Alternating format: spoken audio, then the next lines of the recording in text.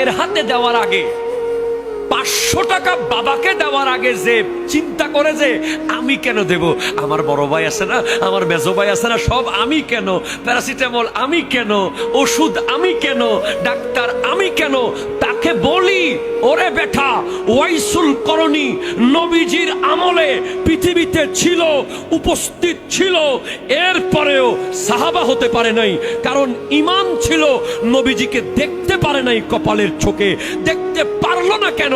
বারবার যেতে চেয়েছে। আমার নবী বলেছে আসিস না, তোমার মায়ের খেদমত করো, তোমার মায়ের খেদমত করলে আমি নবী রাজি হয়ে যাব। তাইলে ওয়াইসুল করণী সাহাবা হওয়াকে স্যাক্রিফাইস করেছে মায়ের জন্য।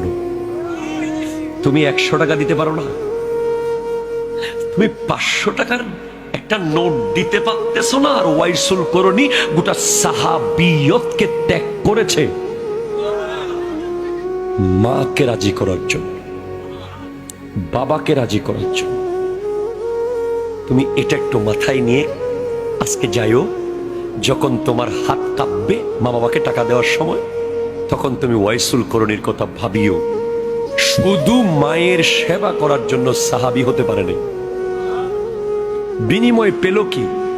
আমার নবী হযরত ওমরকে আর হযরত আলী রাদিয়াল্লাহু তাআলা নেই, দুইজন জলিলুল কদর সাহাবীদের মধ্যে সবচেয়ে শ্রেষ্ঠ, তাদেরকে বলছেন ওয়াইসুল করণীকে দেখলে তার কাছ থেকে দোয়া নিও।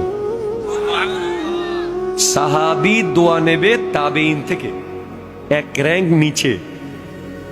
কেন ইয়া রাসূলুল্লাহ? কারণ সে তার মাকে রাজি করেছে।